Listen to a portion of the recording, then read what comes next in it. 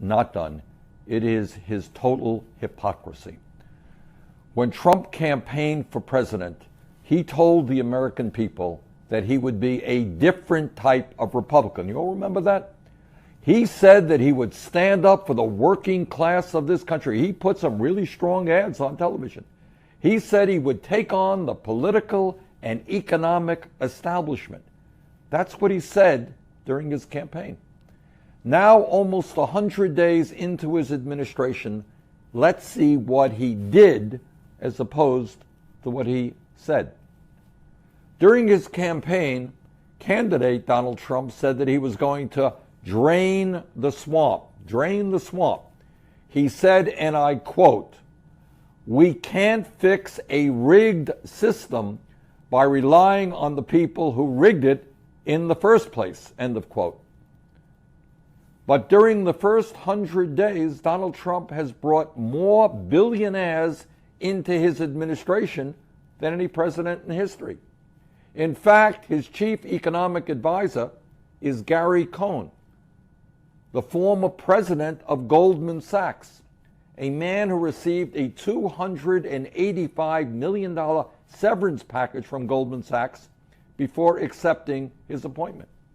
As all of you will recall, Goldman Sachs paid a $5 billion fine to the federal government because of their illegal activities with regard to subprime mortgage loans. If draining the swamp means bringing more billionaires into your administration than any president in history, if it means bringing Goldman Sachs into your administration, then I really wonder what kind of swamp we are talking about. During the campaign, Donald Trump told the American people that he was going to provide health insurance for everybody, and that it would be, quote, much less expensive and much better, end of quote. That's what he said during the campaign, but that's not the type of legislation that he supported along with House Speaker Paul Ryan. The bill that he supported was a proposal which would have thrown 24 million Americans off of health insurance, substantially raised premiums for older workers, cut Medicaid by over $800 billion, and denied 2.5 million women their choice of medical coverage by defunding Planned Parenthood. Meanwhile, not too surprisingly, that very same proposal would have provided $300 billion in tax breaks to the top 2% and hundreds of billions more in tax breaks to insurance companies and drug companies. It also would have cut coverage for many of our people who are struggling today with the opioid epidemic. So here is the situation. He promises health care for everybody, supports legislation that would have thrown 24 million people off of health insurance. As a candidate, Donald Trump said that he understood the pain that working families across this country were feeling. Well, he's right.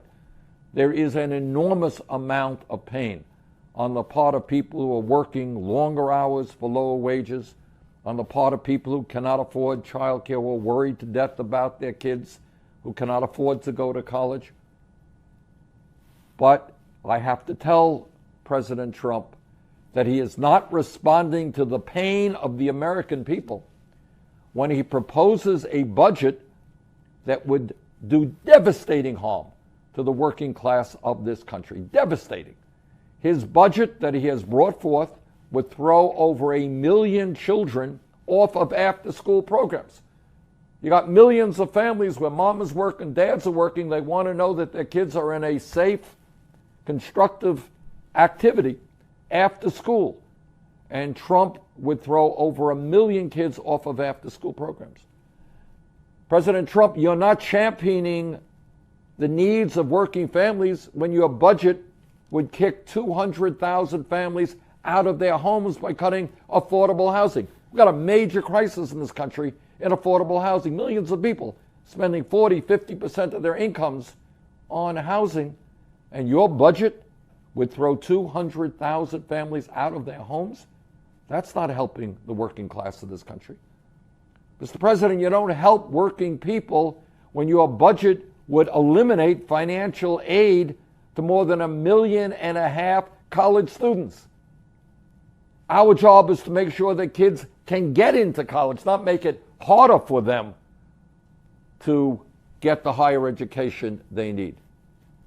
Mr. President, you're not a different kind of Republican when you propose a budget that would eliminate heating assistance to 6 million families by abolishing the LIHEAP program. Working families need help so they don't go cold in the wintertime. They need help so that they can afford air conditioning when the temperature becomes 100 or 105 degrees. Mr. President, you don't help working families by throwing more than 90,000 children off of Head Start, a program which has been enormously important in making sure that kids have a shot to do well in school. And while President Trump has proposed devastating cuts to after-school programs, to the Meals on Wheels programs, to Head Start, to all of these programs that help working families, there's something else that he has been fighting for in his first 100 days.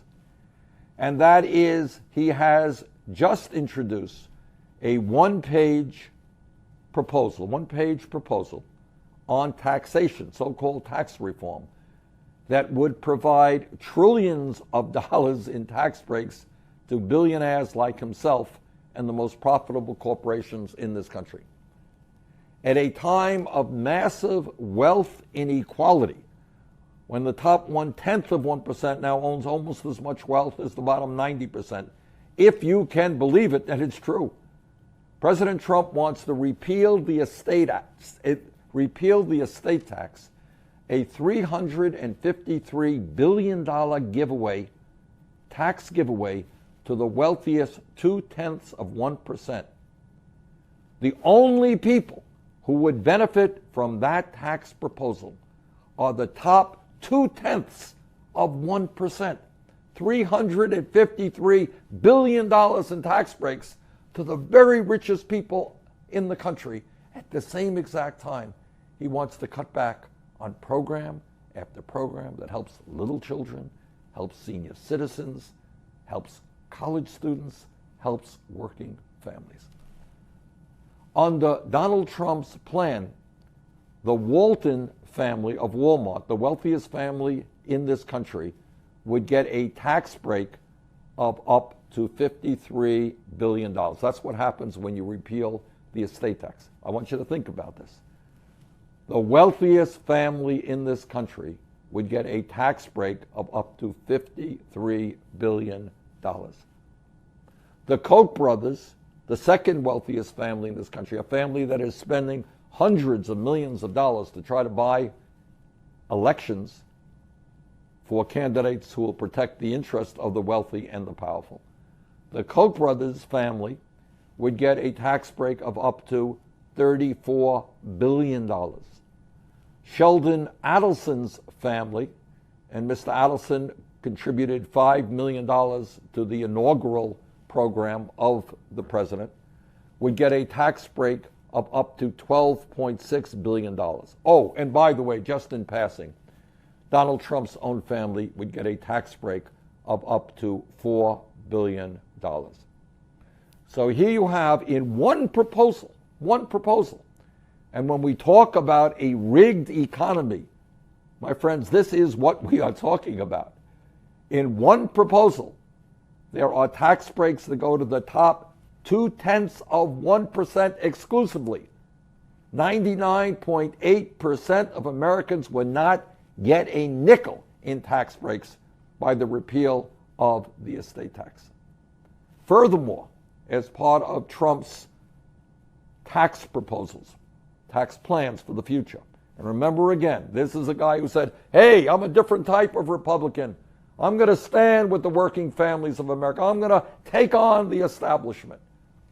But at a time when 1 out of 5 large profitable corporations pays no federal income taxes at all, President Trump wants to provide a $600 billion tax holiday to companies that are stashing their cash in the Cayman Islands and other offshore tax havens.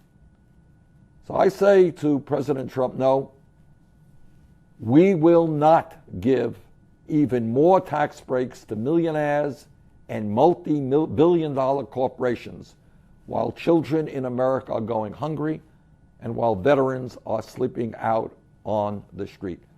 This is not a proposal that works for working families. This is a proposal exclusively for billionaires. During the campaign, as I think many of you will recall, Donald Trump promised that he would not cut Social Security, Medicare, or Medicaid. But as president, he has filled his administration with politicians who have spent their entire political careers trying to slash these programs. Tom Price is the Secretary of Health and Human Services. He has spent his entire political life trying to figure out ways to cut Medicare. Mick Mulvaney, President Trump's budget director, has been very public, he hasn't hidden it, about his desires to cut Social Security. In fact, he has referred to Social Security as a Ponzi scheme. During the campaign, Donald Trump said that the pharmaceutical industry is getting away with murder. Candidate Trump promised to allow Americans to purchase low-cost prescription drugs from Canada and other countries and to require Medicare to negotiate for lower-priced medicine.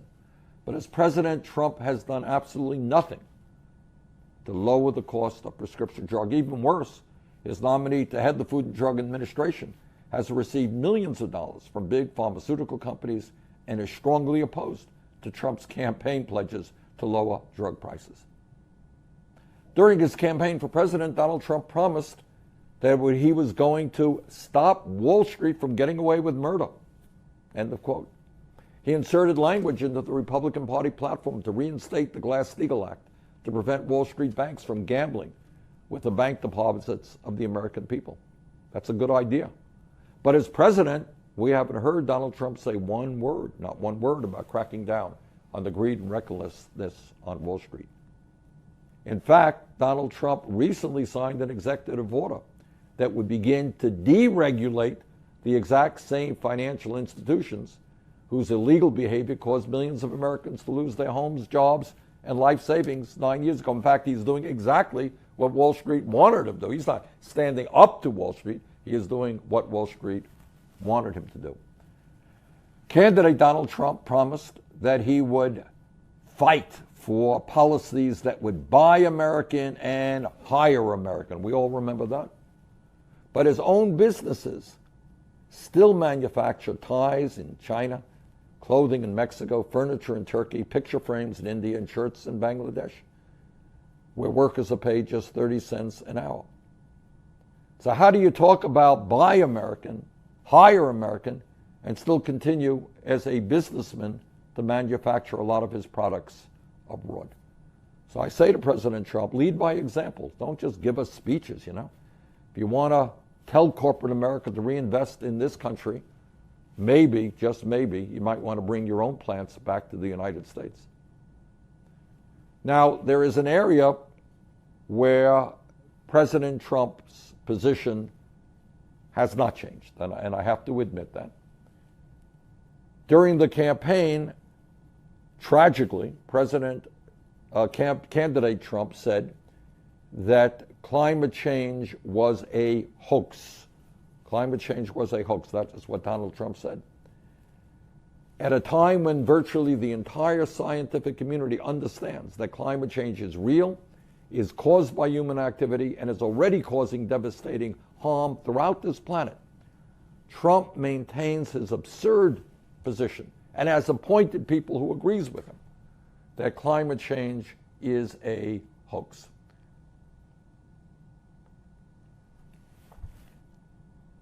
Further, what President Trump is also doing in a way that is unprecedented in modern American history is trying to divide us up by race, by religion, by national origin, by our gender, and by our sexual orientation. A good president, conservative presidents, progressive presidents, understand that one of their main jobs is to bring people together. Over the past 100 days, this president seems to be doing everything that he can to divide us up, to turn one group of Americans against another group of Americans. He wants us to live in fear and to live with hatred, not to live with love and respect. Now, if there is a silver lining in the past 100 days, it is this. It is that the American people are beginning to understand that when they stand together, when they fight back, there is nothing that we cannot accomplish. When Donald Trump and Paul Ryan came up with their disastrous health care plan to throw 24 million Americans off of health insurance, the American people fought back, and that plan was defeated. In my view, our job is not just to prevent the repeal of the Affordable Care Act, it is to pass a Medicare for all single-payer system, guarantee health care to all people as a right. That's what the rest of the industrialized world does. That's what we should be doing.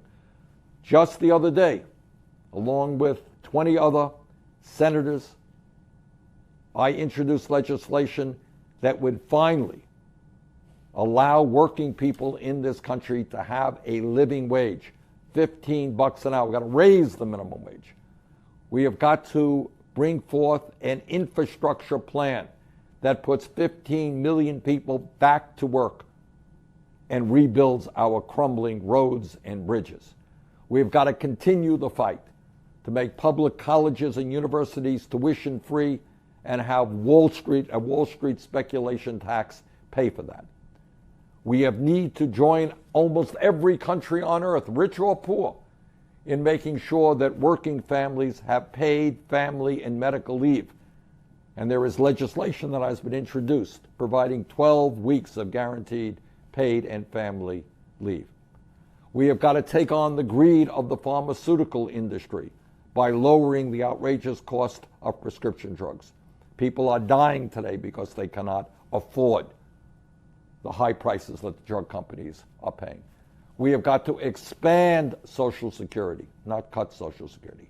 We need comprehensive immigration reform to provide a path towards citizenship, not scapegoating the undocumented. We need real criminal justice reform by ending the mass incarceration of African Americans, Latinos, and Native Americans. We've got to invest in our young people, not in jails and incarcerations.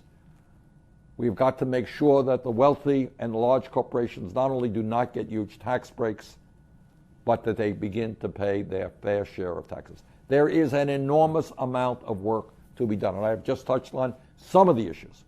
So let us stand together. Let us go forward. Let us demand a government that represents all of us and not just the 1%.